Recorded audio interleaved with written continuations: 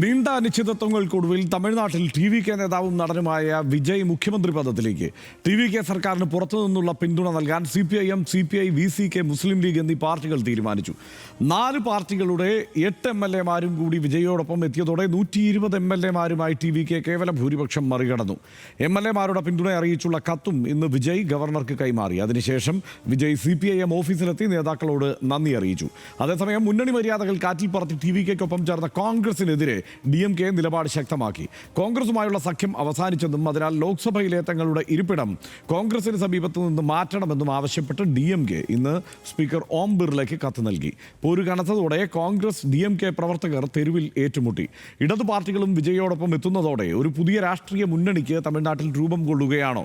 കോൺഗ്രസുമായുള്ള ബന്ധം വിച്ഛേദിച്ച DMK തീരുമാനം India സഖ്യത്തിന്റെ പിളർപ്പിലേക്കാണോ വഴി തുറക്കുക? തമിഴ്നാട്ടിലെ നാടകീയ രംഗങ്ങൾക്ക് നമ്മൾ സാക്ഷിയാകേണ്ടി വന്നു. നിയമസഭാ തെരഞ്ഞെടുപ്പിൽ 108 സീറ്റുകൾ നേടിയതോടെയാണ് വിജയുടെ ടി.വി.കെ ഏറ്റവും വലിയ ഒറ്റക്കക്ഷിയായതെന്നാൽ കേവല ഭൂരിപക്ഷം മറികടക്കാൻ 10 സീറ്റുകൾ കൂടി ആവശ്യമുണ്ടെന്നിരിക്കെയാണ് വിജയ് ചെറു പാർട്ടികളുടെ പിന്തുണ തേടിയത്. ഇതോടെ 5 സീറ്റുകളിൽ വിജയിച്ച കോൺഗ്രസ് DMK സഖ്യം വിട്ട് ടി.വി.കെക്ക് പിന്തുണ പ്രഖ്യാപിക്കുകയായിരുന്നു. ഇതോടെ 113 MLA-മാരുടെ പിന്തുണയുമായി വിജയ് സർക്കാർ രൂപീകരിക്കാൻ മെയ് 6-ന് ഗവർണറെ സമീപിച്ചു. എന്നാൽ 118 MLA-മാരുടെ പിന്തുണ തെളിയിച്ച് കത്ത് നൽകണമെന്നായിരുന്നു ഗവർണറുടെ നിലപാട്. തുടർന്ന് ഇന്നലെ ഇതേ ആവശ്യം വിജയ് ഉന്നയിച്ചുവെങ്കിലും ഗവർണർ വീണ്ടും തന്നെ നിലപാട് ആവർത്തിക്കുകയായിരുന്നു.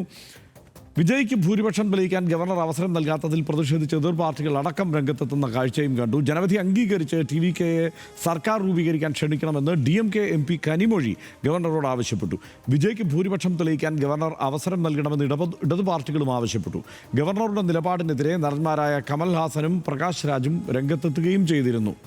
മുന്നണിയുമായി ചർച്ച ചെയ്യാതെ കോൺഗ്രസ് ടി.വി.കെക്കൊപ്പം ചേർന്നതിൽ DMKക്ക് കടുത്ത അതൃപ്തിയാണുള്ളത്. കോൺഗ്രസ് പിന്നിൽ നിന്ന് കുത്തിയെന്നായിരുന്നു DMKയുടെ നിലപാട്. ഇതിന്റെ ഭാഗമായി കോൺഗ്രസുമായുള്ള ദേശീയ തലത്തിലുള്ള സഖ്യം അവസാനിച്ചെന്നും DMK വ്യക്തമാക്കി. ലോക്സഭയിൽ കോൺഗ്രസ് MP-മാരുടെ സമീപത്തു നിന്ന് തങ്ങളെ മാറ്റണമെന്നാവശ്യപ്പെട്ട് കനിമൊഴി കത്ത് നൽകി. ഇതൊക്കെ നേരത്തെ ഒന്ന് പറഞ്ഞതുമാണ്. എന്തായാലും ഈ കാര്യത്തിൽ സനീഷ് കൗതുകകരമായ കാഴ്ചകളാണ് തമിഴ്നാട്ടിൽ കണ്ടത്. യഥാർത്ഥത്തിൽ ഗവർണർ രാജേന്ദ്ര ആർലേക്കറുടെ തന്ത്രപരമായ നീക്കത്തെ പ്രതിരോധിക്കാൻ അവിടെ DMK അടക്കം ഒരു നിലപാട് സ്വീകരിച്ചു എന്നുള്ളതാണ് വാസ്തവം.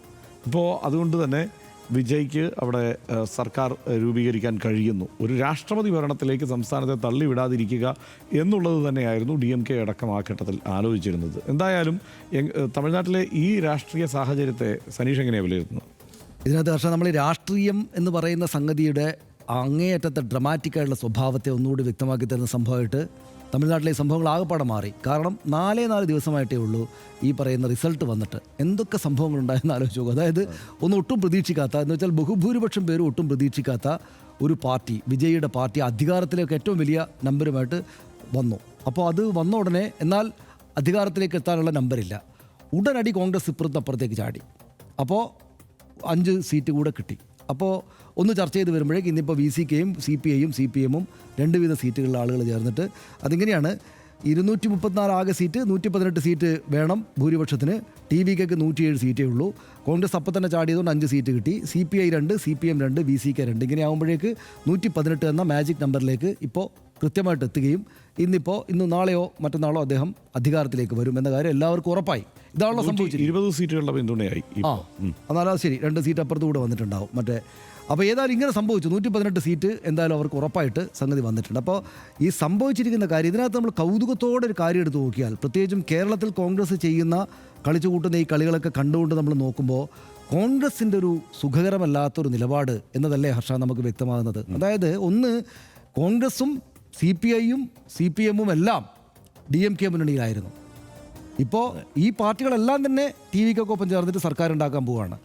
CPIയും CPM-ഉം DMKയുടെ സമ്മതത്തോടെ തന്നെയാണ് ഈ ഇപ്പുറത്ത് ഇങ്ങനൊരു പ്രശ്നം BJP ഏതെങ്കിലും തരത്തിലുള്ള കളി കളിക്കാൻ പാടില്ലാതിരിക്കാൻ വേണ്ടിയിട്ട് ഈ ടി.വി.കെക്കൊപ്പം ചേരാൻ DMKയുടെ സമ്മതത്തോടെ തന്നെയാണ് ആ മുന്നണി വിട്ട് ഇപ്പുറത്തേക്ക് പോയിരിക്കുന്നത്. എന്ന് വെച്ചാൽ DMK ഈ രാഷ്ട്രീയ സാഹചര്യം ഇങ്ങനെയാണെങ്കിൽ DMK തന്നെയും അവരുടെ മുന്നണിയുടെ തന്നെയും ഒരു മൗന സമ്മതത്തോടെയോ അല്ലെങ്കിൽ പരസ്യമായ സമ്മതത്തോടെയോ ഇങ്ങനൊരു സാഹചര്യത്തിന് സമ്മതിച്ചേനെ. അതാണ് നമ്മുടെ മുമ്പിൽ കാണുന്ന കാഴ്ച. കാരണം രാജേന്ദ്ര ആർലേക്കർ BJP-കാരനായിട്ടുള്ള ആൾ ഇതിനു വേണ്ടിയിട്ട് ചില കുഴപ്പം പിടിച്ച കാര്യങ്ങളിലേക്ക് പോകുമ്പോൾ അങ്ങനെ ഒരു രാഷ്ട്രീയ സാഹചര്യം ഉണ്ടാകരുത് എന്ന് നല്ല ശക്തമായിട്ടുള്ള ധാർമ്മികമായ നിലപാട് DMK എടുക്കുകയും അതിന് അവരുടെ മുന്നണിയോടൊപ്പം ഉണ്ടായിരുന്ന ആളുകളെ അനുവദിക്കുകയും ചെയ്തേനെ. കോൺഗ്രസിനടക്കം ഇന്നിപ്പോൾ CPM-ഉം CPI-യും ചെയ്തതുപോലെ മാന്യമായിട്ട് അവിടെ നിന്ന് ചോദിച്ചും പറഞ്ഞു ആ മുന്നണി വിട്ട് ഇങ്ങോട്ട് വരാമെന്ന സാഹചര്യം ഉണ്ടായിരുന്നു. പക്ഷേ അങ്ങനെ ഒരു വർത്തമാനം DMK-യോടോ സ്റ്റാലിനോടോ ഒന്ന് ഫോൺ വിളിച്ച് ചോദിക്കാൻ പോലും നിൽക്കാതെ ഈ കോൺഗ്രസ്സുകാർ 5 പേർ ഒറ്റ ചാട്ടം ചാടി. ഒരു ചാട്ടം. ലോക്സഭയിൽ ഇന്ത്യ സഖ്യത്തിൽ ഏറ്റവും കൂടുതൽ സീറ്റുകളുള്ള 4ാമത്തെ കക്ഷിയാണ് DMK എന്ന് ഓർക്കണം. ആ DMK-യും കോൺഗ്രസും ചേർന്ന് നിന്നിട്ടാണ് ഈ രാഹുൽ ഗാന്ധി അങ്ങോട്ട് പ്രചാരണത്തിന് വരാതിരുന്നിട്ടും സ്റ്റാലിൻ വളരെ സൗമനസ്യപൂർണ്ണമായിട്ടുള്ള നിലപാട് സ്വീകരിക്കുകയും ഒന്നിച്ച് ചേർത്ത് നിർത്തുകയൊക്കെ ചെയ്തിട്ടാണ് തമിഴ്നാട്ടിലൂടെ കാര്യങ്ങൾ കൊണ്ടുപോയത്. കോൺഗ്രസ്സാണ് അങ്ങോട്ട് ബുദ്ധിമുട്ടുണ്ടായിക്കൊണ്ടിരുന്നത്. പക്ഷേ DMK നല്ല സൗമനസ്യം ചേർത്ത് നമ്മളൊരു മുന്നണിയായിട്ട് പോകണമല്ലോ. നമ്മൾ ഈ BJP RSS സംവിധാനത്തെ എതിർക്കുന്നൊരു മുന്നണിയാണല്ലോ. അപ്പോൾ ചെറിയ ചെറിയ അസ്വാരസ്യങ്ങൾ വേണ്ട എന്ന നിലപാട് സ്വീകരിച്ച് അവരെ കൂടെ ചേർത്ത് നിർത്തിയത്.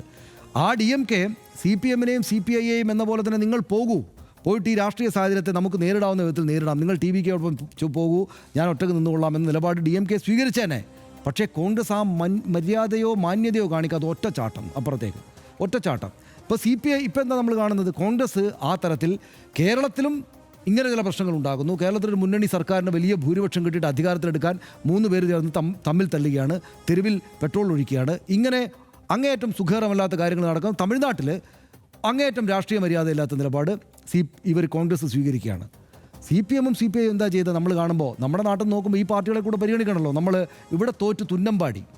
രാജ്യത്ത് ഒരു സ്ഥലത്തും അവർക്ക് അധികാരമില്ല. ഇപ്പോൾ അവർക്ക് അധികാരത്തിലേക്ക് വരാനുള്ളൊരു ചാൻസ് കിട്ടിയിരിക്കുകയാണ്. പക്ഷേ അവർ പറഞ്ഞു ഞങ്ങൾക്ക് മന്ത്രിസ്ഥാനമൊന്നും വേണ്ട, ഇവിടെ ഇങ്ങനൊരു ലോക്ക് ഉണ്ടാകാതിരിക്കാൻ വേണ്ടിയിട്ട് ഞങ്ങൾ നിങ്ങളെ പുറത്ത് നിന്ന് പിന്തുണക്കാം എന്ന് പറഞ്ഞു. 4 സീറ്റുണ്ടെന്ന് ഓർക്കണം.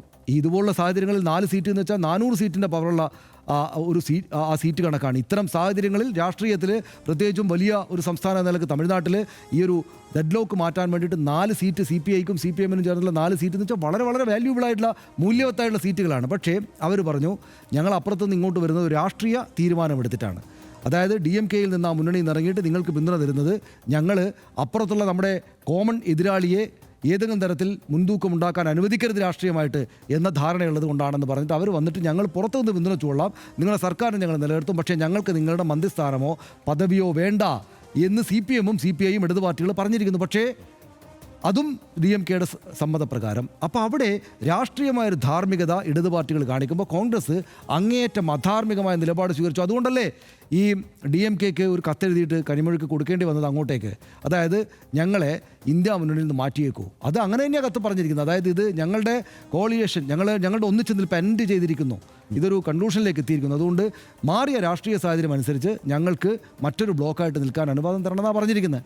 അപ്പോൾ നമ്മൾ കാണുന്നത് രാജ്യത്തെ ഏറ്റവും വലിയ ദീർഘകാലത്തെ രാഷ്ട്രീയ ധാർമ്മികമായിട്ടുള്ള ചരിത്രമുള്ള ഇത്രയും കാലം നിൽക്കുന്ന ഈ BJP സർക്കാരിൻ്റെ ഓപ്പോസിറ്റായിട്ട് നമ്മൾ മനസ്സിലാക്കുന്ന ഇന്ത്യ സഖ്യത്തിലെ ഏറ്റവും ഉത്തരവാദിത്തമുള്ള പാർട്ടി എന്ന് വിചാരിക്കുന്ന കോൺഗ്രസ്സിനെ അടുത്ത തെരഞ്ഞെടുപ്പുകളിലൊക്കെ ഒരുപക്ഷേ BJP സർക്കാരിനെ മറിച്ചിട്ടൊക്കെ വരും എന്ന് അവർ വിചാരിക്കുന്ന ഈ മുന്നണിക്കാകെ ഇന്ത്യ മുന്നണി എന്നൊക്കെ പറയുന്ന മുന്നണിക്ക് ആകപ്പാടെ നേതൃത്വം കൊടുക്കുന്നത് നമ്മൾ കരുതുന്ന ഒരുപാട് നേതാക്കളുള്ള രാഹുൽ ഗാന്ധിയെ പോലെ രാജ്യമാസകരം വലിയ സന്തോഷത്തോടെയും മറ്റുമൊക്കെ കാണുന്ന ഒരു നേതാവിൻ്റെ നേതൃത്വത്തിലുള്ള ഈ പാർട്ടി അങ്ങേയറ്റം ശരിയല്ലാത്ത നിലപാട് സ്വീകരിക്കുന്നു എന്നല്ലേ നമ്മൾ കാണുന്നത്.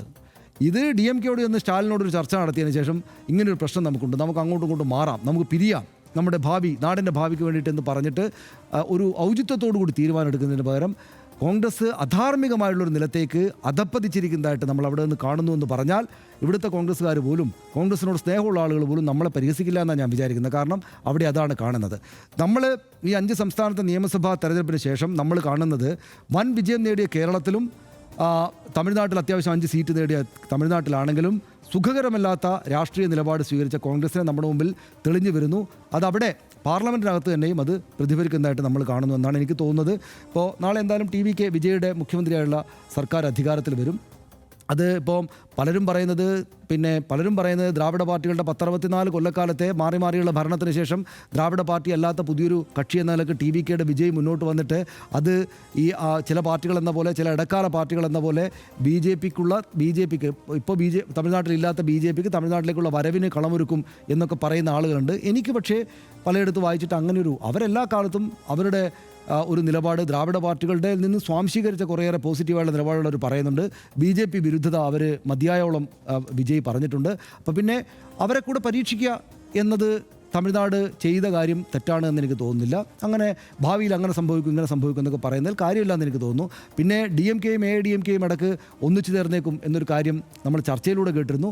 അങ്ങനെ സംഭവിച്ചിരുന്നെങ്കിൽ ഈ പറയുന്ന പോലെ ദ്രാവിഡ രാഷ്ട്രീയത്തിൽ പ്രത്യേകിച്ചും DMKയുടെ അവസാനം അതുകൊണ്ട് ഉണ്ടാകും എന്ന് നമുക്ക് കണക്കാക്കാമായിരുന്നു. പക്ഷേ DMK വളരെ ഗംഭീരമായുള്ള സ്റ്റാൻഡ് എടുത്തിരിക്കുന്നു. അന്ന് തന്നെ റോഡ് ഷോയുമായിട്ട് സ്റ്റാലിൻ ഇറങ്ങി എന്ന് നമ്മൾ കാണുന്നു. ഇന്നത്തേക്കും ആർലേക്കർ ഉടക്ക് പറയുന്ന സാഹചര്യത്തിൽ TVKക്ക് വേണ്ടി TVKയുടെ പേരൊന്നും പറയാതെയാണെങ്കിലും ഇവിടുത്തെ ഈ ഡെഡ് ലോക്ക് ഒഴിവാക്കാൻ വേണ്ടിയിട്ട് ഉടനടി ഗവർണർ നിലപാട് സ്വീകരിക്കണം എന്ന് പറയുന്ന കത്ത് DMK സ്റ്റാലിൻ എഴുതിയിട്ടില്ല. പാർട്ടി പ്രസിഡന്റ് എന്ന് പറഞ്ഞാൽ സ്റ്റാലിൻ എഴുതിയ കത്തും അവിടേക്ക് എത്തി. അപ്പോൾ നമ്മൾ DMK സ്വന്തം മുന്നണിയിൽ ഉണ്ടായിരുന്ന കക്ഷികളെ നിങ്ങൾ പോയിട്ട് അവർക്കൊപ്പം ചേരൂ എന്നും ഇത്തരമൊരു കത്തെഴുതുന്നതിലൂടെയും രാഷ്ട്രീയമായുള്ള ധാർമ്മികത കാണിച്ചിരിക്കുന്നു. അത് തമിഴ്നാട്ടുകാർ നിശ്ചയമായിട്ടും DMKക്ക് പരാജയത്തിൽ നിൽക്കുന്ന DMKക്ക് ഒരു മാർക്ക് കൊടുക്കാൻ കാരണമാകും. അത് അവർക്ക് ഭാവിയിൽ ഗുണം ചെയ്യുമെന്നാണ് ഞാൻ വിചാരിക്കുന്നത്. തീർച്ചയായും. അതായത് ഏറെ നാടകീയത നിറഞ്ഞ ഒരു കോളിവുഡ് മൂവിയുടെ സ്വഭാവത്തിലാണ് വിജയിയുടെ തമിഴ്നാട്ടിലെ ഈ വിജയം രാഷ്ട്രീയ സാഹചര്യങ്ങളെ കൊണ്ടുചെന്ന് എത്തിച്ചിരിക്കുന്നത് എന്നുള്ളതാണ്. കാരണം അതിൻ്റെ അനുരണനങ്ങൾ എവിടെയാണ് അങ്ങ് ദേശീയ തലത്തിൽ തന്നെ മുഴങ്ങിയിരിക്കുന്നു എന്നുള്ളതാണല്ലോ. ഇന്ത്യ സഖ്യം പൊളിഞ്ഞിരിക്കുന്നു. അതാണ് അതിൻ്റെ അകത്തെ ഒരു പ്രധാനപ്പെട്ട സംഗതി. കാരണം ഇന്ത്യ സഖ്യത്തിൽ നിന്ന് DMK പുറത്തു പോയിരിക്കുന്നു. സമാജ്വാദി പാർട്ടി ഈ കാരണം പറഞ്ഞ് തന്നെ സമാജ്വാദി പാർട്ടിയും പിണങ്ങിയിരിക്കുന്നു എന്നുള്ളതാണ് ഇപ്പോഴത്തെ ഒരവസ്ഥ. പ്രധാനപ്പെട്ട 2 പാർട്ടികൾ ഇന്ത്യ സഖ്യത്തിന് വെളിയിലേക്ക് പോയിരിക്കുന്നു. അവിടെ പക്ഷേ DMK സ്വീകരിച്ചിരിക്കുന്ന സമീപനം എന്ന് പറയുന്നത് DMK മുമ്പ് BJPയുമായി സഖ്യത്തിൽ ഏർപ്പെട്ടിട്ടുള്ള ഒരു പാർട്ടിയാണ്. അത് അതിൻ്റെ തമിഴ്നാട്ടിൽ ഏറ്റവും ദുർബലമായ പാർട്ടികളിലൊന്നാണ് BJPക്ക് പ്രത്യേകിച്ച് തമിഴ്നാട്ടിൽ ഒരു റോളുമില്ല. ആ കാലത്താണ് 2001 കാലത്ത് അവിടെ സഖ്യത്തിൽ DMK NDA അലയൻസിൻ്റെ ഭാഗമായി നിൽക്കുന്നത്. ആ സമയത്ത് ആ അധികാരത്തിൽ കിട്ടാവുന്ന സൗകര്യങ്ങളും സാധ്യതകളുമെല്ലാം DMK പ്രയോജനപ്പെടുത്തിയിട്ടുമുണ്ട്. പക്ഷേ അതിനുശേഷം ഈ ദ്രാവിഡ രാഷ്ട്രീയത്തെ തൊടുന്ന തരത്തിലേക്ക് BJP വളരുന്ന പശ്ചാത്തലത്തിൽ ഒരു തരത്തിലുമുള്ള ബന്ധത്തിന് പിന്നീട് DMK മുതിർന്നിട്ടില്ല. പക്ഷേ DMK അങ്ങനെ പ്രത്യയശാസ്ത്രപരമായി എല്ലാ അർത്ഥത്തിലും BJPയെ തൊട്ടുകൂടാത്ത ഒരു പാർട്ടിയായി കണക്കാക്കിയിട്ടില്ല. അവർ പ്രസംഗിക്കുമ്പോൾ അതെല്ലാം ഉണ്ടെങ്കിലും അവർ ഒരു ഘട്ടത്തിൽ സഹകരിച്ചിട്ടുണ്ട്. ഇനി തമിഴ്നാട്ടിലേക്ക് പക്ഷേ വന്ന് BJP തൊടുമ്പോഴാണ് അവരുടെ ആ ദ്രാവിഡ സ്വത്വത്തിൽ നിന്നുകൊണ്ടുള്ള തീരുമാനങ്ങൾ കൈക്കൊള്ളുന്നത്. ഇവിടെ ഇപ്പോൾ BJP ഉൾപ്പെടുന്ന AIADMK മുന്നണി ഒരു ഭാഗത്ത് നിൽക്കുന്നു, ഇപ്പുറത്ത് DMK മുന്നണി നിൽക്കുന്നു, TVK തനിച്ച് നിൽക്കുന്നു. പക്ഷേ ഇതൊരു ത്രികോണ മത്സരത്തിൻ്റെ സ്വഭാവത്തിൽ അതിൻ്റെ പര്യവസാനമുണ്ടായി. ഇതൊരു സാധ്യതയായിട്ടാണ് ഗവർണർ രാജേന്ദ്ര ആർലേക്കർ കണക്കാക്കുന്നത്. അദ്ദേഹം ഈ ഏറ്റവും വലിയ ഒറ്റക്കക്ഷിയെ സർക്കാർ രൂപീകരിക്കാൻ വേണ്ടി ക്ഷണിക്കുകയല്ല ചെയ്യുന്നത്. അദ്ദേഹത്തിന് മുന്നിൽ ഭൂരിപക്ഷം തെളിയിച്ചതിന് ശേഷം പിന്നെ സഭയിൽ തെളിയിക്കാം എന്നുള്ള സമീപനമാണ് അദ്ദേഹം ഈ വിഷയത്തിൽ സ്വീകരിക്കുന്നത്. ഒറ്റ കാര്യം അദ്ദേഹത്തിനുണ്ടായിരുന്നുള്ളൂ. തമിഴ്നാടിൻ്റെ ഒരു രാഷ്ട്രീയ വാശി ഒക്കെ കണക്കിലെടുത്ത് ഇപ്പോഴത്തെ സാഹചര്യവും കണക്കിലെടുത്ത് ഒരു പക്ഷേ AIADMKയും DMKയും AIADMK എന്തായാലും ഒറ്റയടിക്ക് പിന്തുണ പ്രഖ്യാപിക്കുന്ന സാഹചര്യം ഉണ്ടാവില്ല. കാരണം ഒരു കുരുക്ക് അമിത്ഷായുടെയും കയ്യിൽ ഇരിക്കുന്നത് കൊണ്ട് അങ്ങനെ AIADMK വിട്ടുപോകുന്ന സാഹചര്യം ഉണ്ടാവില്ല. DMK എന്തായാലും പിന്തുണ കൊടുക്കില്ല. ഇപ്പുറത്ത് TVK അങ്ങനെ ഭൂരിപക്ഷം തെളിയിക്കാനാവാത്ത ഒരു സാഹചര്യത്തിലേക്ക് നിന്നുപോയാൽ അവിടെ രാഷ്ട്രപതി ഭരണത്തിൻ്റെ ഒരു സാധ്യത തേടാം എന്നുള്ള ഒരു വിദൂരമായ ആഗ്രഹത്തിലാണ് ഗവർണർ രാജേന്ദ്ര ആർലേക്കർ ഈ സമീപനം സ്വീകരിച്ചത്. പക്ഷേ അത് ശരിയല്ല എന്ന് ആദ്യം പറഞ്ഞ പാർട്ടികൾ DMK ഉണ്ട്. ഇത്തവണ ഭരണം നഷ്ടപ്പെട്ട് പ്രതിപക്ഷത്തേക്ക് പോകുന്ന DMK അത് ആദ്യം പറഞ്ഞു എന്നുള്ളതൊരു ചെറിയ കാര്യമല്ല. മാത്രമല്ല ബുദ്ധിപരമായിട്ടാണ് DMK കാര്യങ്ങൾ മൊത്തത്തിൽ തീരുമാനിച്ചത്. കാരണം AIADMK പതുക്കെ താല്പര്യമൊക്കെ അറിയിച്ചു. കാരണം കുറേ കാലമായി ഭരണത്തിൽ നിന്ന് മാറി നിൽക്കുകയാണ്. ആ ബുദ്ധിമുട്ട് AIADMKക്കുണ്ട്. ഭരണത്തിൻ്റെ ഒരു സാധ്യത ഏതെങ്കിലും തരത്തിൽ കിട്ടുമെങ്കിൽ അത് പ്രയോജനപ്പെടുത്താം എന്ന മട്ടിലാണ് ചില നിർദ്ദേശങ്ങൾ ദൂതന്മാർ വഴി DMK നേതൃത്വത്തെ അറിയിക്കുന്നത്. അങ്ങനെ ഒരു സഹകരണത്തിൻ്റെ സാധ്യത തേടിയാൽ, അങ്ങനെ ഒരു സഹകരണത്തിലേക്ക് പോയാൽ ഒരു സംശയവും വേണ്ട, അവിടെ ദ്രാവിഡ രാഷ്ട്രീയത്തിൻ്റെ അന്ത്യമായിരിക്കുമെന്ന് തിരിച്ചറിയുന്നതുകൊണ്ടാണ് DMK ആ വാഗ്ദാനത്തിൽ വീഴാത്തത്. ഇപ്പുറത്ത് നോക്കിക്കഴിഞ്ഞാൽ ഓരോ രാഷ്ട്രീയ പാർട്ടികളും സ്വീകരിച്ചിരിക്കുന്ന സമീപനം നമ്മൾ നോക്കണം. TVK അവർ സഹായം തേടുകയാണ്. ടി വിക്ക് മുമ്പും ഇത് പ്രഖ്യാപിച്ചിട്ടുണ്ട്. വിജയ് ജനങ്ങളെ അഭിസംബോധന ചെയ്ത് എങ്ങനെയുള്ള സർക്കാരായിരിക്കും വരുന്നത് എന്നുള്ളത് സംബന്ധിച്ച്, അതായത് രാഷ്ട്രീയ പാർട്ടി രൂപീകരിച്ചതിന് ശേഷം നടത്തുന്ന പ്രസംഗത്തിൽ ഞാനിപ്പോഴും ഓർക്കുന്നുണ്ട്, നമ്മൾ കൂട്ടണി ഉണ്ടാക്കും, ഈ കൂട്ടണി അതായത് മുന്നണിക്ക് കൂട്ടണി എന്നാണല്ലോ പറയുന്നത്, നമ്മൾ മുന്നണി ഉണ്ടാക്കും, ഈ മുന്നണിയിൽ DMK ADMK ഒക്കെ ഉണ്ടാക്കുന്ന തരം ഒരു മുന്നണി ആയിരിക്കില്ല നമ്മളുടെ മുന്നണി. കാരണം അവരുടെയൊക്കെ ഒരു രീതി, തമിഴ്നാടിൻ്റെ പൊതുരീതി, DMK ADMK ആണ് ഭരിക്കുന്നതെങ്കിൽ ആ മുന്നണിയിൽ ഏതൊക്കെ രാഷ്ട്രീയ പാർട്ടി ഉണ്ടെങ്കിലും അവർക്കൊരു മന്ത്രിസ്ഥാനം പോലും കൊടുക്കില്ല. അത് കേരളത്തിലെ പോലെയല്ല. അങ്ങനെ ഒരു വിലപേശലിൻ്റെ ഒരു സാധ്യത പോലും അവിടെ ഇല്ല. അത് ഒരു അടിച്ചമർത്തൽ രാഷ്ട്രീയമാണ് മുന്നണിക്കുള്ളിൽ നടക്കുക. ഒരു മന്ത്രിയെ കൊടുക്കില്ല, പ്രത്യേകിച്ച് സ്ഥാനമൊന്നുമില്ല. മുന്നണിയാണെന്ന് പറഞ്ഞ് ഒരുമിച്ച് നിൽക്കാൻ 3-4 MLA സ്ഥാനം കിട്ടും, അത്രയേ ഉള്ളൂ. പക്ഷേ വിജയ് പറഞ്ഞത് അങ്ങനെയല്ല. നമ്മളുടെ മുന്നണിയിൽ നിൽക്കുന്ന ഓരോ പാർട്ടിക്കും നമ്മൾ മന്ത്രിസ്ഥാനം കൊടുക്കും എന്നുള്ള വാഗ്ദാനം ഉണ്ടായിരുന്നു. ഇന്നിപ്പോൾ നമ്മൾ കണ്ടല്ലോ, അതായത് CPM-ൻ്റെ ഓഫീസിലേക്ക് ചാനലുകളുടെ ക്യാമറ ആയിരിക്കും പതിറ്റാണ്ടുകൾക്ക് ശേഷമാണ് പോകുന്നത്. നമ്മൾ ആദ്യമായിട്ടാണ് കാണുന്നത് CPM-ൻ്റെ തമിഴ്നാട്ടിലെ ഓഫീസ്. അവിടേക്ക് പക്ഷേ ഇന്ന് തന്നെ വിജയ് വന്നു. അവിടെ കാൾ മാർക്സിൻ്റെ പടത്തിന് മുമ്പിൽ പുഷ്പ അർച്ചന നടത്തി. അപ്പോൾ ഒരു 2 സീറ്റ് മാത്രം കൊണ്ട് വന്നൊരു പാർട്ടിക്ക് കൊടുക്കേണ്ടുന്ന അങ്ങേയറ്റത്തെ മര്യാദ കൊടുത്തിട്ടാണ് അദ്ദേഹം ഇന്ന് ഫസ്റ്റ് ഡേ തന്നെ കാര്യങ്ങൾ കാണിച്ചത്. അപ്പം വലിയ മെസ്സേജാണ്, ഹർഷൻ പറഞ്ഞതുപോലെ വലിയ മെസ്സേജാണ് നൽകുന്നത്. അത് വളരെ കൗതുകകരമായ ഒരു സംഗതിയാണ്. കാരണം തമിഴ്നാട്ടിലെ ഈ DMK-ക്കെതിരെയുള്ള ഏറ്റവും വലിയ ആരോപണങ്ങളിലൊന്നും അതൊരു വലിയ അഴിമതി പാർട്ടിയാണ് എന്നുള്ളതാണ്. അതിനെ പ്രതിരോധിക്കാൻ DMK-യുടെ ധാരാളം ഈ ഓൺലൈൻ ടീമുകളെല്ലാം കൂടെ ഇരുന്നിട്ട് ഈ സോഷ്യൽ മീഡിയയിലൂടെ അവർ ഇൻസ്റ്റയിലൊക്കെ റീൽസ് ചെയ്യുന്നത് എന്താ വെച്ചാൽ CPM-ഉം CPI-യും നമ്മുടെ കൂടെയാണ്. അതായത് അവർ അഴിമതി ഇല്ലാത്ത 2 പാർട്ടികളാണ്. അവർ പിന്തുണയ്ക്കുന്ന പാർട്ടിയാണിത്. അപ്പോൾ അതുകൊണ്ട് ഇങ്ങനെ മുന്നണിയാണിത്, ആ മുന്നണിയെ കുറിച്ച് അനാവശ്യം പറയരുത്. ഞാൻ എൻ്റെ ഫീൽഡിൽ ഇഷ്ടംപോലെ ഇൻസ്റ്റയിൽ തമിഴ്നാട്ടിലെ തെരഞ്ഞെടുപ്പ് പ്രചാരണ വീഡിയോകൾ വരാറുണ്ട്. അപ്പോൾ അതിനകത്ത് DMK-യുടെ അണികൾ പറയുന്ന ഒരു പ്രധാനപ്പെട്ട പോയിന്റ് ഇതായിരുന്നു. അപ്പോൾ ആ ഒരു ഇമേജ് അവിടെയുണ്ട്. അവിടെ ആളുകളുടെ എണ്ണം കുറവാണെങ്കിലും അങ്ങനെ ഒരു ഇമേജ് അവിടെ തമിഴ്നാട്ടിൽ CPM-നും CPI-ക്കും ഉണ്ട്. പക്ഷേ CPIM അടിസ്ഥാനപരമായി ഈ കാര്യത്തിൽ ഒരബദ്ധം കാണിച്ചിട്ടുണ്ട് എന്നുള്ളതാണ് TVK-യുടെ കാര്യത്തിൽ. അതായത് അത് ഫോർസ് ചെയ്യുന്നതിൽ CPIM പരാജയപ്പെട്ടിട്ടുണ്ട്. കാരണം CPM-ൻ്റെയും CPI-യുടെയും ഒക്കെ പിന്തുണ നേരത്തെ തന്നെ TVK തേടിയതാണ്. 10-30 സീറ്റ് വരെയെങ്കിലും ഇവർക്ക് കൊടുക്കാം എന്നുള്ളത് അനൗദ്യോഗികമായി എങ്കിലും CPM-നെയും ഒക്കെ അറിയിച്ചതാണ്.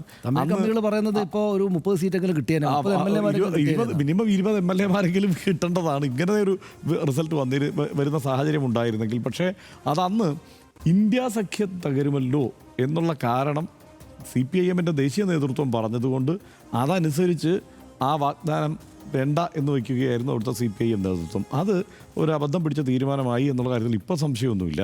പക്ഷേ ഇന്ത്യ സഖ്യം തകരരുത് എന്നുള്ളതൊരു രാഷ്ട്രീയ നിലപാടാണ്. ആ നിലപാട് കൊണ്ട് തന്നെയാണ് ഇപ്പോൾ തമിഴ്നാട്ടിലെ കോൺഗ്രസ് ആദ്യം ആലോചിച്ചത്. അവിടെ ഇപ്പോൾ ഭൂരിപക്ഷം തികയുന്നില്ല ഇവർക്ക് TVK-ക്ക്. 5 MLA-മാരുണ്ട്, പോയാൽ 1-2 മന്ത്രിസ്ഥാനം, പോയാൽ ഉടനെ 5 മന്ത്രി. പിന്നെ അതിനകത്തൊരു മുന്നണി മര്യാദ പാലിക്കാതെ DMK-യോട് ആലോചിക്കുക പോലും ചെയ്യാതെ ഒറ്റയടിക്ക് TVK-ക്ക് പിന്തുണ പ്രഖ്യാപിച്ചു. ഫോൺ എടുത്ത് വിളിച്ചു നേരെ പോയി TVK-ക്ക്. അതായത് അതിൻ്റെയാണ് ഈ മയിലാടുതുറയിലൊക്കെ സമ്മർദ്ദത്തിൽ ആ രീതിയിലേക്ക് കാര്യങ്ങൾ കടക്കാൻ കഴിയും. ഹർഷ ഇപ്പോൾ CPM-ഉം CPI-യും എല്ലാം അപ്പുറത്തേക്ക് പോയി. പക്ഷേ DMK-ക്കാർ അടിക്കുന്ന കോൺഗ്രസ്സുകാർ എന്തുകൊണ്ടാണ് അവരെ അടികൊള്ളേണ്ട കാര്യം ചെയ്തിട്ടുള്ളൂ എന്നാണ് DMK-ക്കാർ വിചാരിക്കുന്നത്. അല്ല, ഒന്നും പറഞ്ഞിട്ടല്ല പോയത്, പ്രശ്നം. പക്ഷേ ഇതിപ്പോൾ സ്റ്റാലിൻ അറിയാത്തതാണോ? CPIM-ഉം CPI-യും VC-യും ഈ തീരുമാനം എടുക്കുന്നത് വളരെ കൃത്യമായി. കാരണം അവിടെ ഒരു ഭരണഘടനാ പ്രതിസന്ധി ഉണ്ടാവരുത്, അവിടെ തമിഴ്നാട്ടിലൊരു സർക്കാർ ഉണ്ടാവണം, മറ്റൊരു തരത്തിൽ BJP-ക്ക് സംസ്ഥാനത്തിൻ്റെ ഭരണനിർവഹണത്തിൽ ഇടപെടാവുന്ന ഒരു സാഹചര്യം ഉണ്ടാക്കി കൊടുക്കരുത് എന്ന തീരുമാനം ഒരുമിച്ചിരുന്ന് എടുത്തതിന് ശേഷം പുറമേ നിന്ന് പിന്തുണയ്ക്കാനുള്ള ഒരു തീരുമാനം എടുത്തു പോയെന്നതിൽ തെറ്റില്ല. ആ തീരുമാനമാണിപ്പോൾ VC-യും CPI-യും CPIM-ഉം സ്വീകരിച്ചിരിക്കുന്നത്. അവർ പുറമേ നിന്ന് പിന്തുണയ്ക്കാൻ തീരുമാനിച്ചിരിക്കുന്നു. അവിടെ ഒരു ഭരണഘടനാ പ്രതിസന്ധി ഉണ്ടാവരുത്, സർക്കാർ രൂപീകരിക്കണം. അവിടെ ജനങ്ങളുടെ മാൻഡേറ്റ് എന്തായാലും ഭൂരിപക്ഷം അല്ലെങ്കിലും അതിനോടടുപ്പിച്ച് നോക്കിക്കഴിഞ്ഞാൽ വിജയിക്കാണ് കിട്ടിയിരിക്കുന്നത്. അത് ആ മട്ടിൽ പോകണം. ബാക്കി DMK-യും പറയുന്നത് എന്താ, ഞങ്ങൾ 6 മാസം നിരീക്ഷിക്കും, അത് കഴിഞ്ഞിട്ട് എന്തെങ്കിലും സാഹചര്യം മോശമാണെങ്കിൽ അപ്പോൾ നമ്മൾ ഇടപെടും എന്നുള്ളതാണ് അവർ പറഞ്ഞിരിക്കുന്നത്. അത് ആ മട്ടിൽ തന്നെ നടക്കും എന്നാണ് ഞാനിപ്പോൾ കരുതുന്നത്. കാരണം നയങ്ങളിലും നിലപാടുകളിലും എന്തെങ്കിലും തരത്തിലുള്ള കുഴപ്പങ്ങളിലേക്ക് സർക്കാർ പോവുകയാണെങ്കിൽ സ്വാഭാവികമായും പ്രതിപക്ഷത്തിൻ്റെ സ്വഭാവത്തിൽ അവർ ഉണർന്നു വരും. പുറമേ നിന്ന് പിന്തുണയ്ക്കുന്നുണ്ടെങ്കിൽ കൂടി ആ പിന്തുണ കൊടുത്തുകൊണ്ട് തന്നെ പ്രതിഷേധിക്കാനുള്ള, അതായത് ഭരിച്ചുകൊണ്ട് സമരം ചെയ്യാൻ CPM-നും CPI-ക്കും അറിയാവുന്നത് കൊണ്ട് അവർ ആ പിന്തുണ കൊടുത്തുകൊണ്ട് തന്നെ അവിടെ സമരം ചെയ്യുന്ന സാഹചര്യത്തിലേക്ക് അവർ പോകും. അങ്ങനെ നോക്കിക്കഴിഞ്ഞാൽ തരക്കേടില്ലാത്ത ഒരു സർക്കാർ ആയിരിക്കും ഇനി തമിഴ്നാട്ടിൽ ഉണ്ടാവുക. അവരുടെ പരിചയക്കുറവുമൊക്കെ പലരും എടുത്ത് പറയുന്നുണ്ടെങ്കിലും അവിടെ ഒരു മോണിറ്റർ ചെയ്യപ്പെടുന്ന കടന്ന കൈയൊന്നും പ്രവർത്തിക്കാൻ കഴിയാത്ത എന്നാൽ സുസ്ഥിരമായ ഒരു സർക്കാർ അവിടെ വരുന്നു എന്നുള്ള ഒരു പ്രതീതിയാണ് ഈ ഘട്ടത്തിൽ ഉണ്ടാവുന്നത്. എന്തായാലും അവിടെ ശുഭപര്യവസായിയായി തമിഴ്നാട്ടിൽ കാര്യങ്ങൾ, കേരളത്തിൽ കൂടി വൈകാതെ കാര്യങ്ങളിലൊരു തീരുമാനമായാൽ നന്നാവുമെന്നാണ് എനിക്ക് തോന്നുന്നത്. വേറെ കൂടുതലില്ല. തമിഴ്നാട് രാഷ്ട്രീയത്തിലെ അടിമുടി ട്വിസ്റ്റുകൾ നിറഞ്ഞ ദിവസങ്ങൾക്കാണ് അവസാനം ഇന്ന് രാത്രിയോടെ തീരുമാനമായത്. ജനവിധി തനിക്കൊപ്പമായിട്ടും സർക്കാർ രൂപീകരിക്കാൻ വിജയ്ക്ക് മുന്നിൽ ഒന്നിനു പുറകെ ഒന്നായി കടമ്പകളുടെ ഒരു ഘോഷയാത്ര തന്നെ ഉണ്ടായി. ഭൂരിപക്ഷം തെളിയിച്ചാലേ സത്യപ്രതിജ്ഞ ചെയ്യാൻ സാധിക്കൂ എന്ന് ഗവർണർ ശാഠ്യം പിടിച്ചതോടെയാണ് പ്രശ്നങ്ങൾ ആരംഭിക്കുന്നത്. ആദ്യഘട്ടത്തിൽ തന്നെ തങ്ങളൊരു മുന്നണിയുടെ ഭാഗമാണെന്നത് പോലും വകവയ്ക്കാതെ കോൺഗ്രസ് തങ്ങൾക്കൊപ്പം എത്തിയപ്പോൾ കാര്യങ്ങൾ പെട്ടെന്ന് തീരുമാനമാകുമെന്ന് വിജയും കരുതി. ഒടുവിൽ ഇടതു പാർട്ടികൾ അടക്കം ചേർന്നാണ് വിജയെ ഭരണത്തിലേക്ക് ഇപ്പോൾ നയിക്കുന്നത്. ഈ പാർട്ടികളെല്ലാം ഒന്നിച്ചത് തമിഴ്നാടിനെ വർഗീയ ശക്തികൾക്ക് വിട്ടുകൊടുക്കില്ല എന്ന ദൃഢനിശ്ചയത്തിൻ്റെ ഭാഗമായാണ് എന്നാണ് ആ കൂട്ടുകെട്ടിനെക്കുറിച്ച് അവിടെ വിലയിരുത്തുന്നത്.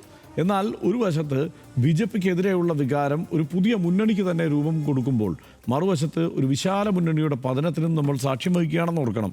ഇടതു പാർട്ടികളും VCKയും മുസ്ലിം ലീഗുമെല്ലാം കൈക്കൊണ്ട രാഷ്ട്രീയ പക്വത പക്ഷേ കോൺഗ്രസിന് ഇവിടെ പാലിക്കാൻ കഴിഞ്ഞില്ല എന്നത് ദൗർഭാഗ്യകരമായ സംഗതിയാണ്.